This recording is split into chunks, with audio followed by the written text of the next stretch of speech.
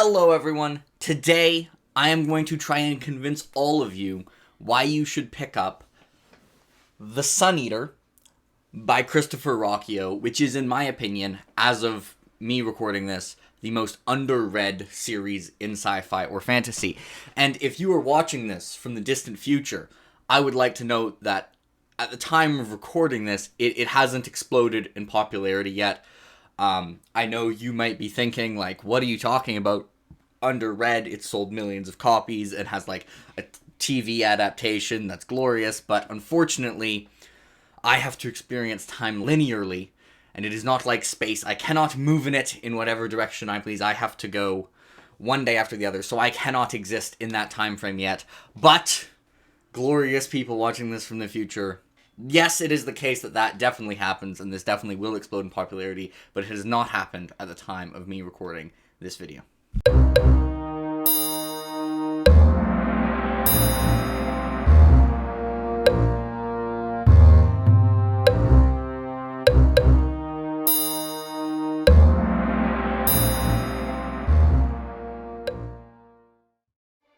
Always forward, always down, and never left or right. My memory is to the world as a drawing is to the photograph. Imperfect, more perfect. We remember what we must, what we choose to, because it is more beautiful and real than the truth.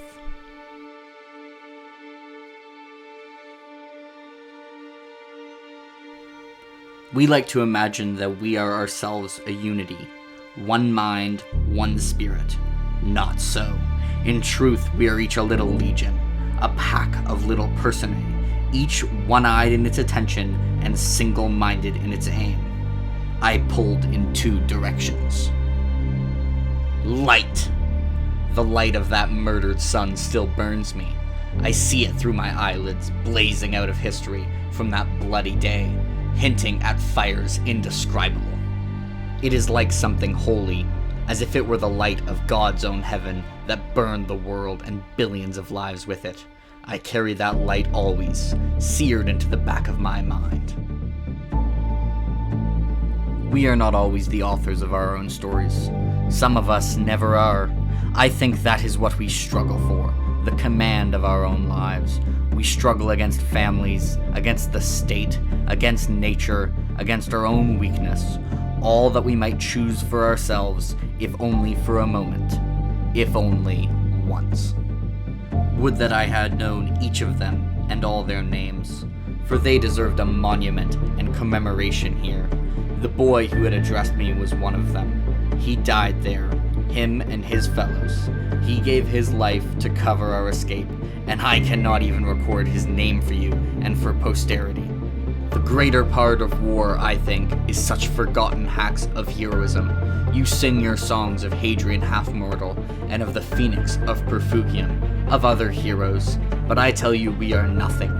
Nothing next to those ordinary men who lay down their lives, who are not ordinary at all. Because you see, I was wrong. Wrong when I told Sir Olerin and Missandei that wars aren't won with soldiers on a mesh long ago. The sword is our orator. Such relativistic thinking is always attractive to the young, despising their parents, and through their parents' all authority, they decide there is no authority but themselves, and therefore all knowledge which was and came before them is evil, and they alone wholly good. I had despised the empire because I despised my father, who was its chief representative in my young life. Seeing his authority as unjust, I had decided there was no justice, save that which I might make myself. I had believed that I alone had the wisdom to set the world to rights, not knowing then that true wisdom lies in knowing that I did not possess that wisdom, and never would. Reason is such a small part of being human. We scholiasts climb our towers, look at the sky, and forget the world. So often, we don't see the truth because we won't look low enough, chasing reason, chasing facts. We forget to be human. To be human is the greater thing. I am not certain if a hell awaits the unjust hereafter, but I know there are hells in life. Okay, so The Sun Eater by Christopher Ruocchio. What is it about? So the book starts. One thing I love about this series is that I can tell you that the protagonist destroys a sun and kills billions of people, and it's not a spoiler. Because that happens on page 1. That's how it starts. He starts by saying that he is, in fact, the person that you may have heard of. This is him. The story is he's writing something in like an archive. So someone can find it in a couple thousand years and know what happened from the perspective of the Sun Eater. And yeah, so it starts with him basically saying he destroyed a sun. And the fact that he did that, on one hand, it haunts him because he's not a psychopath, but he also seems to imply that he kind of stands by his decision and that it was the best decision at the time. So, a large part of the story, like the mystery isn't, hey, is this guy going to destroy the son of Gododin, killing billions of people? No, the story is, in what world will this person who you meet, and seems like a pretty decent person, end up getting in this situation and stand by it. And then once we get off of that premise, when we get to like, okay, what's actually going on in the life of past Hadrian, it starts somewhat similarly to Dune. In fact, if you have read Lord of the Rings and Eye of the World and know that like Robert Jordan started writing Eye of the World because he kind of thought, I really like the general way Lord of the Rings starts, but think it might go in a different direction. This is kind of similar. It's almost a response to a thematic aspect of Dune, and so it deliberately starts similarly and then deliberately goes in a different direction. So that's what's going on for Hadrian. He is a noble, the son of Alastair, in a planet out in the human empire, and there's some, family drama, and he ends up leaving the planet, and things don't go to plan, and he ends up somewhere he didn't expect. But that's not the only relevant aspect of what it's about. Also, what is going on in the world. And a thing to note is that this is in the distant future. This isn't the year 2300. This is like... So sometimes Hadrian, he is a reader of history and a fan of the classics. And it's kind of funny because to him, I think at one point he's pondering, thinking about something about Napoleon. Napoleon randomly comes up in the context of as a historical figure. And in his mind, Napoleon was alive at, the same time as Winston Churchill. That's all, one time period. Because, when it's 20,000 years ago. It's kind of the same way that we think of... we don't think of Cleopatra, the Queen of Egypt, and the pyramids that far apart, even though Cleopatra was farther away from the building of the pyramids than she was to us going to the moon. He kind of has that, except the actual time difference in his way is much, much bigger. And the human empire is massive. It covers a large portion of the galaxy. And there is extraterrestrial life in the Sun Eater. It is not just humans. But most of the civilizations, if you can even call life forms they've encountered, it isn't like meeting Vulcans or whatever species Yoda is. It's like if you get to another planet and it's just there's turtles. And it's oh yeah, we're going to do diplomacy with the turtles? No, we're not going to do diplomacy with the turtles. But it's not all races that don't have language or civilization.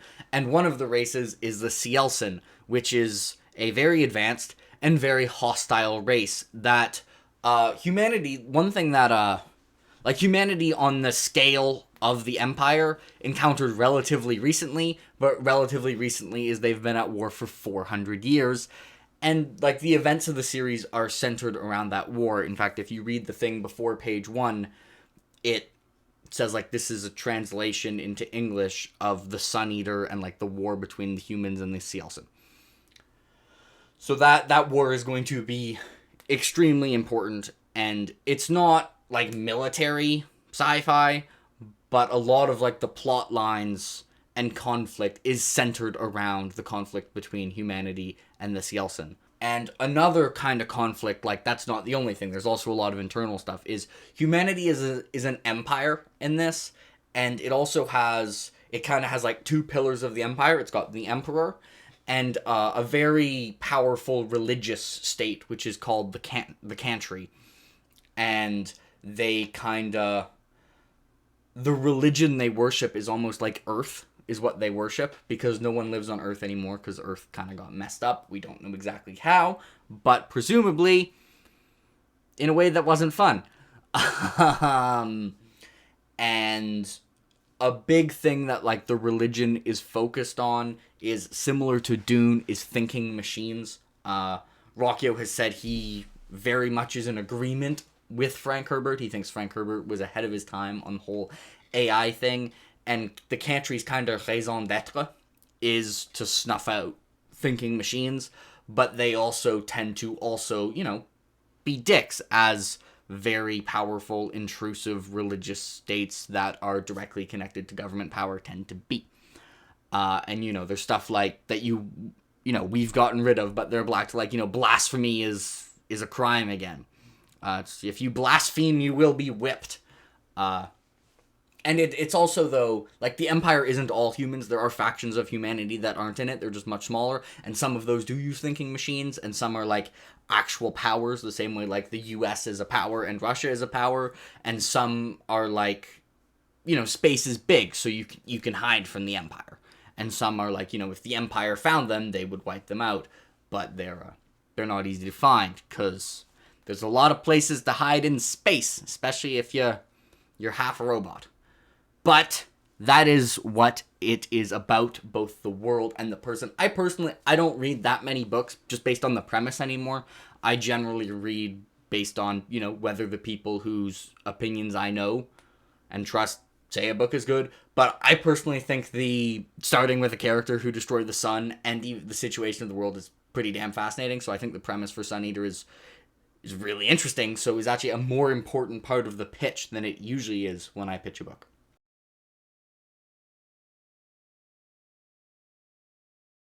The next and most important section, I think, of pitching a book is talking about the style of the book and what type of read it is.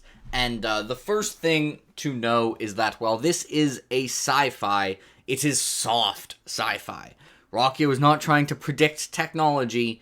The sci-fi setting is there largely because it's cool as shit, and also probably to add to the more humanity-related themes, not Rocchio saying that he thinks the future of warfare is high matter swords, or personal shields, which is why there's high matter swords, because like Dune and Red Rising, there's personal shields because sword fights are cool.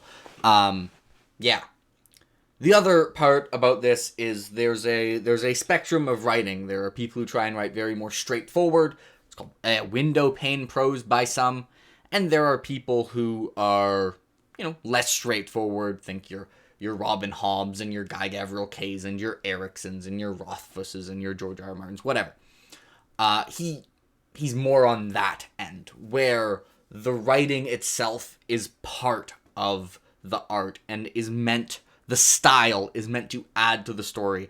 And damn, Rocchio's a really fantastic writer. He accomplishes this extremely well, in my opinion, and I really like that despite not being straightforward in his writing, he manages to, in my opinion, never be overly dense. And I don't mean that in redundant, I mean that you don't need to, like, go back and read the same sentence 4 times to figure out what he says. He says a sentence impactfully and poetically, but not in a way that sacrifices comprehension. And in fact, I think his writing is actually very smooth, and he makes it very easy to picture things. I think, despite the setting is really out there, like, there's some very unique settings, like, you know, a planet surrounding a dwarf star in, like, this ancient concrete cavernous buildings. And I feel like I can picture all the settings so well in my mind which is one reason why an adaptation might be really hard in the future, because it's probably not going to look exactly how I picture. But it's definitely, despite it, it travels a lot. Like, the entire story doesn't take place on one planet, although generally each individual book doesn't travel a huge amount. But there's a lot of different settings, and I feel like I can picture them all distinctly, not just visually, but also, like, I guess the atmosphere is the right word, but, like, the heat and humidity of a mesh, the way, like, your voice and things you say echo off the walls of Vorgosos, like, all of that stuff. It's like I can picture what it would be like to be in that setting. He's extremely good at that. And I would say that even though, like, the setting is clearly one of a sci-fi, like, it's a space empire, it almost reads as much as, like, a fantasy series with horror elements, which is why I think this would be a fantastic series to try sci-fi if you are normally a fantasy reader, or I'd be interested to see whether horror readers tend to like this. There are definitely some things in these books that are, like, borderline could be in a horror series. So I think it has a very much multi-genre appeal for, like, sci-fi fans, fantasy fans, and horror fans, more than, like, a lot of sci-fi series that I've seen, or even a lot of fantasy series that I've seen. And the next thing I want to talk about is, because I mentioned that it has some horror elements and how dark it is, and it is definitely not a grimdark series, just because Rokyo, I think, has a more optimistic on people's ability to do good and better the world than someone like Joe Abercrombie or Frank Herbert. And I also would like to note, some people, when they say something isn't grimdark, they mean it that, like, they're looking down on it. Grimdark isn't my favorite subgenre, so I don't mean that it's, like, less adult fantasy. I'm not someone who thinks that grimdark fantasy is more inherently, like, more adult than non-grimdark fantasy. Anyways, that's a tangent and for another time. But I think this is definitely not a grimdark series, but it has some dark stuff. Like, it's grimdark. It's not grimdark in its way of viewing humanity, but it has some absolutely brutal stuff with the Cantry and the Cielson, and really a lot of stuff. And as I said, there are a lot of scenes that you could straight up, like, you could put these scenes in a horror novel. Like, if you had someone read this scene, you could convince them that it was a horror book that just happened to take place in a setting that was like a giant empire sprawling the galaxy 20,000 years in the future. Anyways, and one other thing to mention about, actually a couple other things, but it is worth noting, things get weird sometimes, okay? There are stuff that's out there. There's some stuff where you read it and you're just like, what the crap? Which is what Rokyo is going for. And I know, because I saw him comment once on Discord, like, yeah, I wanted people after they read that to just be like, what? And I can confirm that was my exact reaction. Just like Dune, it follows the tradition of getting weirder as it goes. I actually haven't read the Dune sequels yet. Soon. But from what I've heard, it gets weirder as it goes. And this does as well. And in terms of, like, how fast of a read they are, I would describe it as a moderate paced book, where it's not as slow as, say, some like the Robin Hobb books, or the, like, late middle books of Wheel of Time, or A Feast for Crows. But it's not fast paced. I would say it's paced at about a similar speed as, like, the earlier Song of Ice and Fire books, kind of like Wheel of Time books 4 and 6 maybe, maybe like Oathbringer or Stormlight, where it's definitely not fast, but it's not like you read this and go like, this is really slow. I think Howling Dark is the slowest probably, and Demon in White is the fastest, but I will note, like, the pacing I think is really good, They were never boring, but it's not like lightning fast. It's a more deliberate, moderate pace. And it has a decent amount of action. I mean, what's the point of having all this world building about personal shields to make it so there's more hand-to-hand fighting and high matter swords if you don't then have action with those high matter swords or space battles? And I think Rockio writes action really well. It's probably an aspect of his writing that's going to end up being underrated as he becomes more popular, because people will focus more on like the Hadrian as a character and how great of like an actual writer he is in the world. But he does a really good job of making them like intense while also having like the actual events of the writing add to the characters and stories, which those of you who talk to me on Discord about this know I like action that has characterization in it, and Rockio definitely does that. I think that's about it for what style of book it is, to try and give you a pretty good idea of what you're getting into. But let's move on to why is it actually good.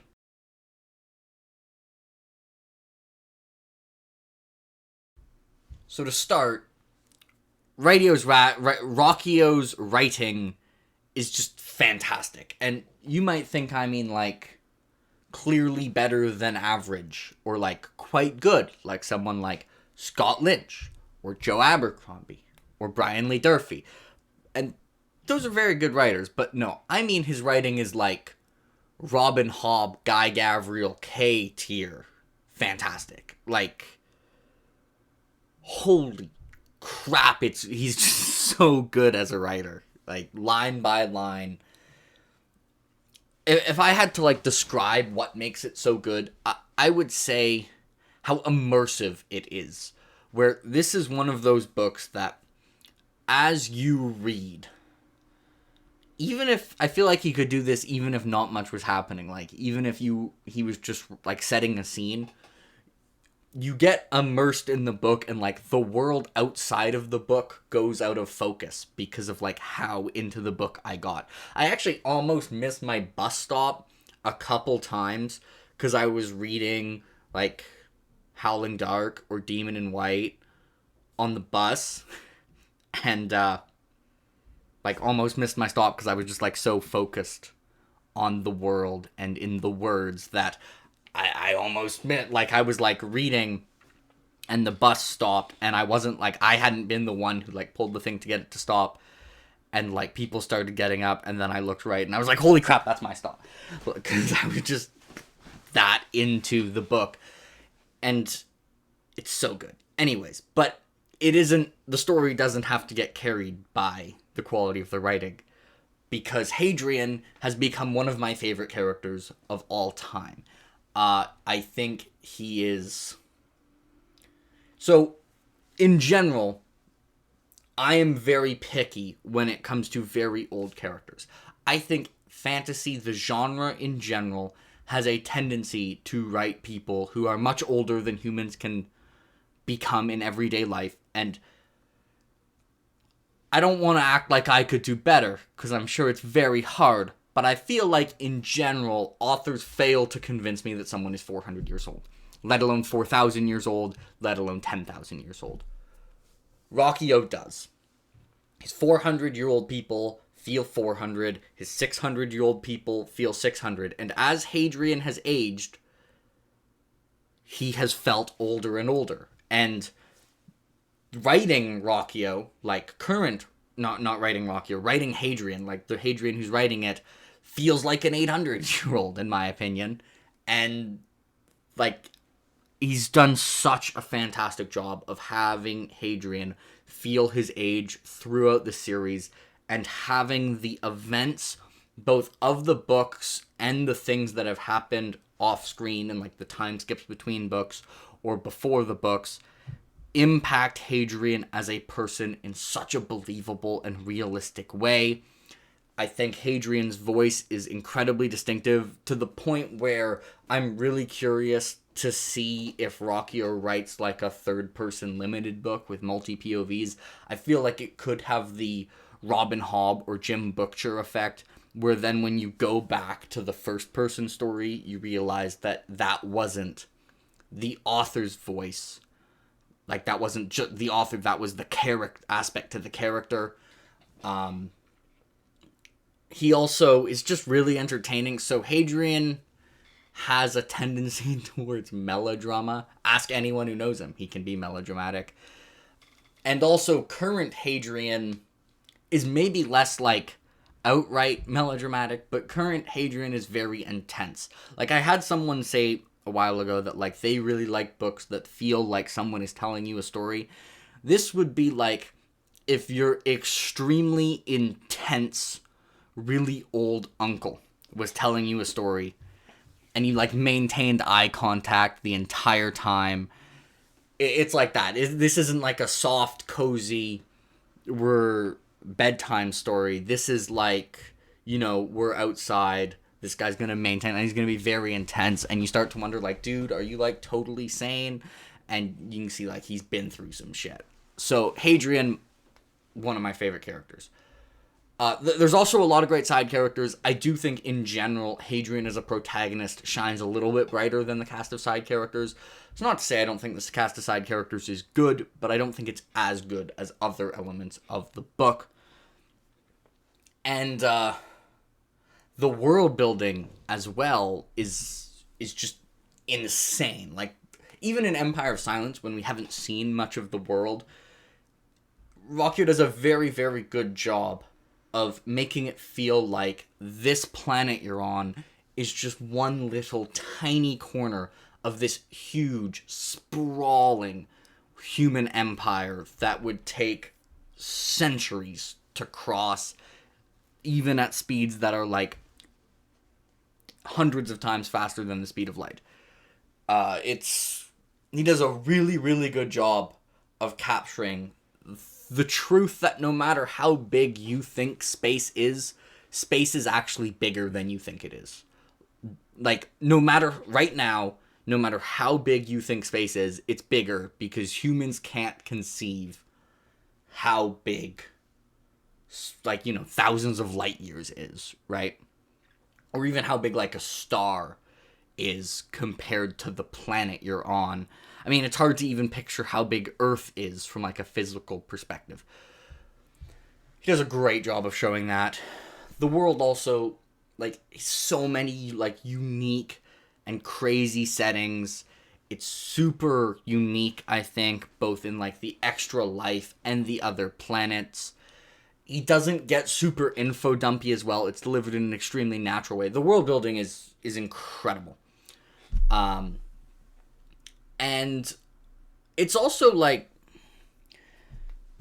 so Guy Gavriel Kay complains about this false binary, but it's the binary we have between, like, thought-provoking, character-driven, deep books and, like, page-turning, blood-pounding adventures. And this is really one of the series that has both, especially Demon and White. The other two books weren't as much page-turning. Like, they had their moments where I was like, okay, I need to find out what happened next. But this really feels like a series that I could recommend to someone who almost exclusively likes really, like, slow burn, character-driven, theme-driven books, like, say, Realm of the Elderlings, or maybe, well, Malazan, some of the books also have, like, the same kind of thing, where they also have, like, you know, dragons and lasers and stuff. But even, like, the later half of the Malazan books are, like, from what I've heard, Carcanis. And I also feel like I could recommend it to someone who mainly likes, you know, action-packed page-turners, like, say, the John Gwynne books, or The Rage of Dragons, or maybe Mistborn. Like, either way, whatever your preference is, I feel like you could really enjoy The Sun Eater with maybe a small bias towards it being more theme-driven and thought-provoking. I think it probably does that aspect a little bit more, but it also has, like, crazy battles, like, insane revelations, incredible politics and maneuvering.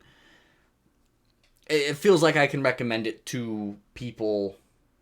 Like, it feels like such a wide recommendation. Like, I can recommend it whether sci-fi is your favorite genre, fantasy is your favorite genre, or even horror is your favorite genre.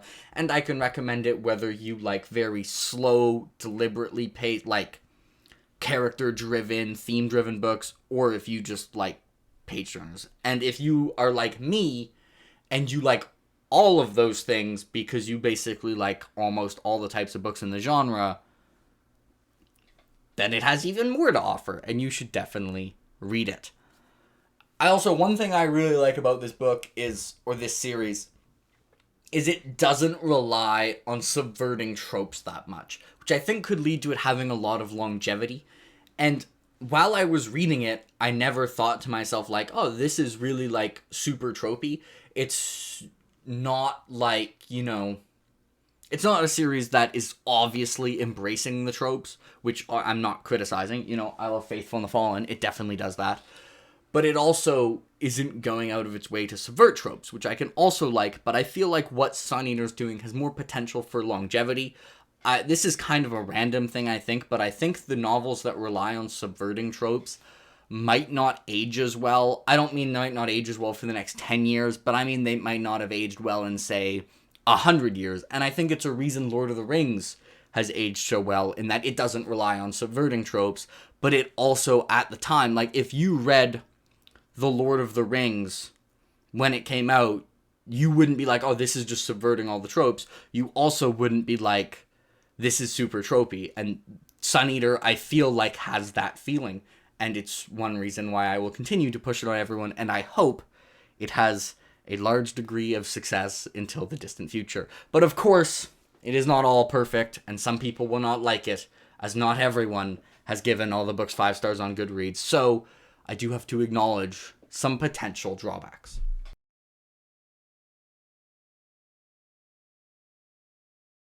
Okay, so why maybe the Sun Eater could grudgingly not be the series for you. The first thing to note while going into it, and overwhelmingly the most common complaint, like if you go to Empire of Silence on Goodreads and you look at a 1 or 2 star review, there is well over a 90-something% chance that this is the reason they gave it 1 or 2 stars. And that is, it definitely has clear similarities to other works. Now, the Dune similarities are extremely obvious and obviously, like, deliberate.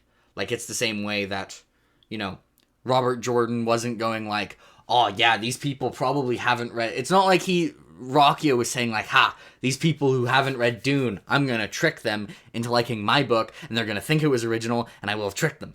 No, he's like, if you asked Rockio, hey, should I read Dune or Empire of Silence, he would probably tell you to go read Dune, and then Empire of Silence.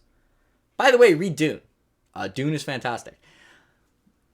The other one it gets compared to a lot is Name of the Wind. And I totally understand this comparison to Name of the Wind. I think the comparisons to Name of the Wind, like, there's 2 types. Most of them are, like, extremely broad and general. Like, the structure is old guy recounting his life. That's kind of similar to Name of the Wind. I mean, that's what Name of the Wind is. And even infamous old guy recounting his life. There are also, like, 3 or 4 sentences that are really similar to sentences in Name of the Wind. Like, there's the one that I read in my Empire of Silence review.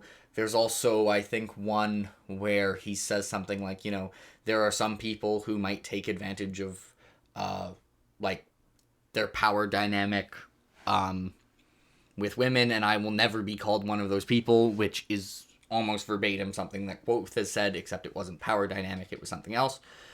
But, like, I in my opinion, those similarities are somewhat superficial. Like, a few sentences and extremely broadly. And also something worth noting is, really, they kind of go away by, like, page 300 of book 1. I think around page 300. There's one plot line in Empire of Silence that is similar to one plot line in The Name of the Wind. If you read the series, which you should, and you get to it, you'll see what I mean. It goes a lot faster in Empire of Silence. It's a much smaller part of the book.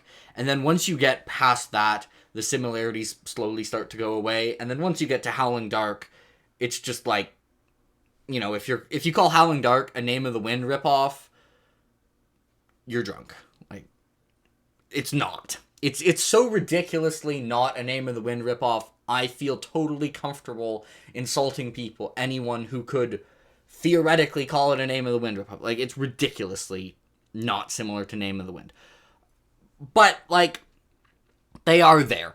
And I see why it could bother people, especially if you really like Name of the Wind, because the couple sentences you read that are similar are gonna tend to make people, I think, more like laser focused, and then they start looking for similarities, and then they probably, like, if you read something else that had a similarity, you wouldn't go like, oh, this is the same as Name of the Wind, but it's like, wait, didn't Name of the Wind also do something slightly similar?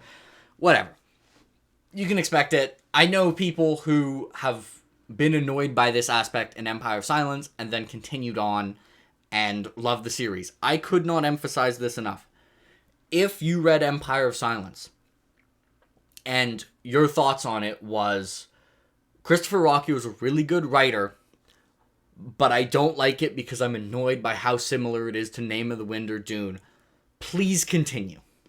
Like, please continue. If you read Empire of Silence and for whatever reason you're just like, I don't think Rockio is a good writer, then I very much disagree, but you're probably not going to change your mind after Howling Dark.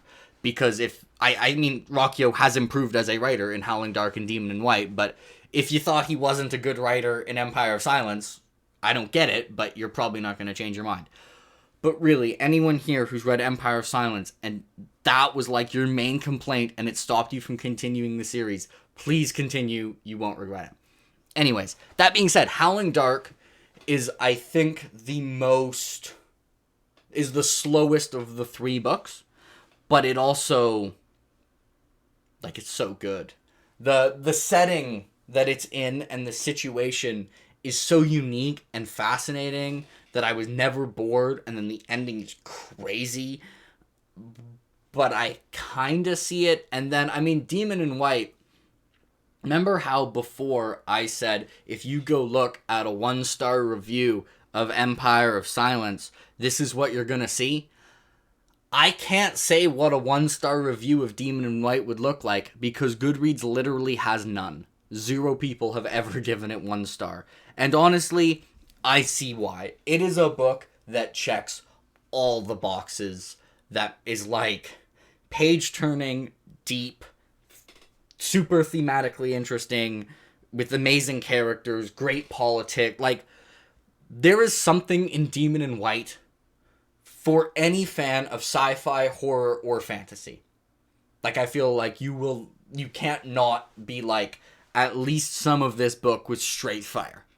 You might not like all of it, like me. I can't expect everyone to give Demon in White 9.5 out of 10 and contend for Book of the Year not written by Robin Hobb. But I think Demon in White especially basically has something for everyone, and I think this series basically has something for everyone, and that is why you, that's right, you, the person watching this, should read it. And if you're thinking, well, Jake, I'm watching this video, but I've already read it, well, then you should reread it. Or, you know, you don't have to if you don't like rereading. But if you haven't read it, you definitely should. And if you started it, you should probably continue.